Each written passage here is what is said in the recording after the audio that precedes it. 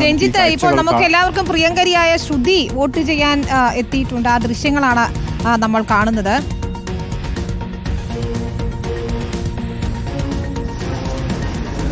വയനാട്ടിൽ പോളിംഗ് മന്ദഗതിയിൽ തന്നെയാണെന്നാണ് V S രഞ്ജിത്തും Ali Akbar ഷായും നൽകുന്ന വിവരങ്ങൾ. അലി അക്ബർ ഷാ നമ്മോടൊപ്പം ചേരുന്നുണ്ട്. അലി, നേരത്തെ നവ്യ ഹരിദാസ് പറയുകയായിരുന്നു ചൂരൽമലയിലുള്ളവരൊന്നും അല്ലെങ്കിൽ ഈ ദുരന്തബാധിത മേഖലയുള്ളവരൊന്നും വോട്ട് ചെയ്യാനുള്ള ഒരു മാനസികാവസ്ഥയിൽ പോലും അല്ല എന്ന്. അതിൻ്റെ ഒരു പ്രതിഫലനമാണ് നമ്മളിപ്പോൾ കാണുന്നത് എന്നാണ് മനസ്സിലാക്കാൻ കഴിയുന്നത്. ഏതായാലും മന്ദഗതിയിൽ തന്നെയാണ്. ഇപ്പോൾ 51.53 ആയിരിക്കുന്നു പോളിംഗ് ശതമാനം. അല്ലേ, ശ്രുതിയെയാണ് നമ്മളിപ്പോൾ ദൃശ്യങ്ങളിൽ കാണുന്നത്. ഏതായാലും അവർ അതിൽ വോട്ട് ചെയ്യാൻ എത്തിയിരിക്കുന്നു എന്നത് തന്നെയാണ് ഏറ്റവും പ്രധാനപ്പെട്ട കാര്യം.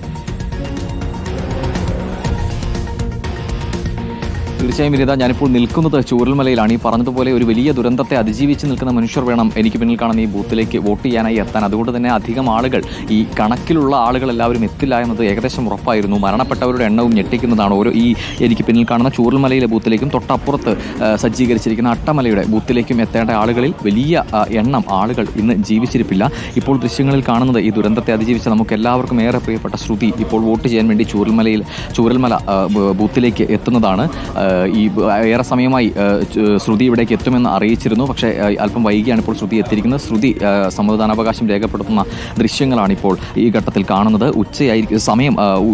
ഇത്രയുമായിട്ടും ഇതുവരെയും വോട്ടിംഗ് ശതമാനം 50% പിന്നിട്ടിട്ടേ ഉള്ളൂ. 3:30 ആയിരിക്കുന്നു സമയം. ഈ ഘട്ടത്തിലും 51% അടുത്തിട്ടേ ഉള്ളൂ മണ്ഡലത്തിലെ പോളിംഗ് ശതമാനം എന്ന് പറയുന്നത്. ഇത്തവണ പോളിംഗ് ശതമാനം വലിയ നിലയിൽ രേഖപ്പെടുത്താൻ സാധ്യതയില്ല എന്നതിൻ്റെ സൂചന തന്നെയാണ് തെളിയിക്കുന്നത്.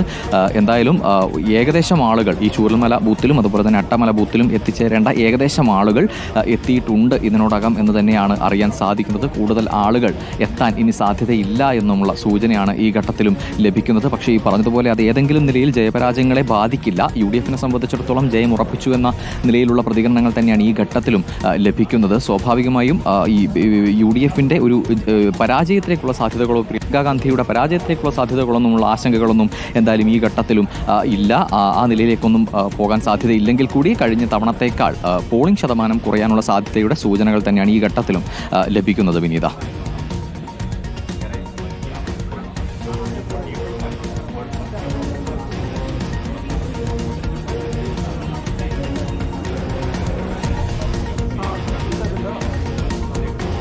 ചേലക്കരയിൽ പോളിംഗ് പുരോഗമിക്കുകയാണ്.